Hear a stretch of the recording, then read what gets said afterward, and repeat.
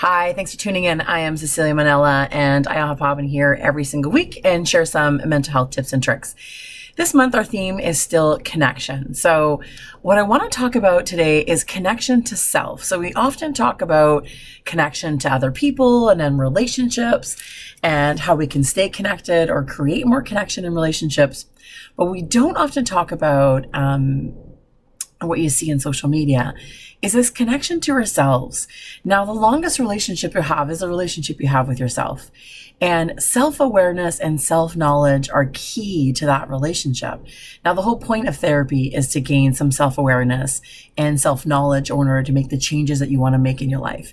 The whole foundation of self-help and therapy is to gain more understanding of who you are.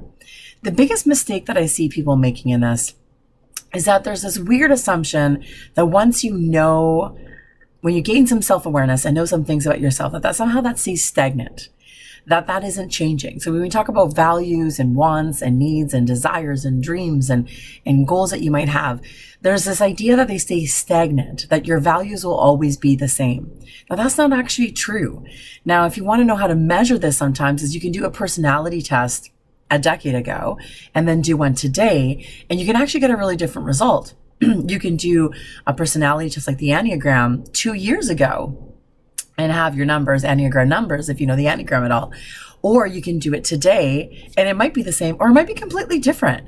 Now, why is that? It's because we're constantly changing and evolving based on life circumstances, based on what's happening in your life, based on new knowledge, new learning, all these things that make who you are. Will change who you are. Whether there's a great loss or a big trauma or a big change, that changes who you are. And it actually should change who you are. Grief is one of the biggest predictors of personal change. So you can see grief as a change maker more than anything else. And it should change us. Grief should change us. It'd be very strange for us to go through a great loss, whether it's a person or a job or a relationship, or it's due to death, that we go through grief and be exactly the same at the end of the day. Like we're not, we're constantly changing. So what's great about this is that this relationship that you have with yourself, this constant connection, is actually always evolving and changing.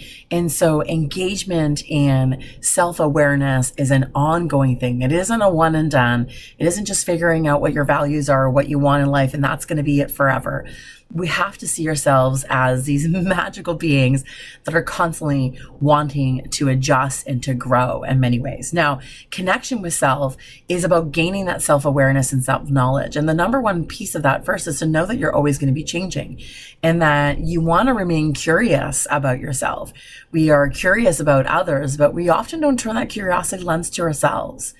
And so I want you to turn that curiosity lens to yourself and be a little bit more engaged in what is different about you now than it was maybe even 5 years ago, or even 3 years ago. What do you hope to be different in 3 years from now compared to where you are today?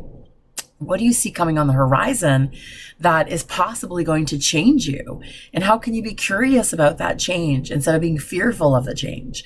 Instead of having this anticipatory anxiety or anticipatory fear about change, how can you approach it from a place of being really curious about who is the person that you will become as you go through this transition of change? Now, this is what connection to self is really about. It's being openly curious, without judgment, without expectations or preconceived notions of how it should be or shouldn't be. So you're not shitting all over yourself. You're just being really open and really realizing that life circumstances are constantly evolving us and changing us. And that's a really good thing. And isn't it a really neat thing to know that you will not be the same person 5 years from now that you are today? And if you are, that's actually kind of problematic. That means that you're too rigid, that you're not adjusting, that you're not growing, that you're not taking life experiences into consideration to become a different person, to become maybe a more revised version of yourself, or a less rigid version of yourself, however you want to frame it. Is that there is so much goodness in the curiosity of seeing yourself in relationship with yourself, and that requires all the things that you give to everybody else in every other relationship. You need to be giving that to yourself, your own relationship to yourself, to grow more connection to the person that you are. Be openly curious.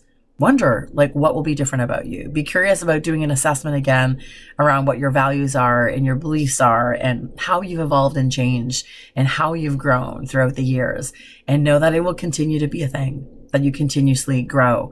And that's like something to celebrate and be really excited about, and grow this relationship, this connection that you have to yourself.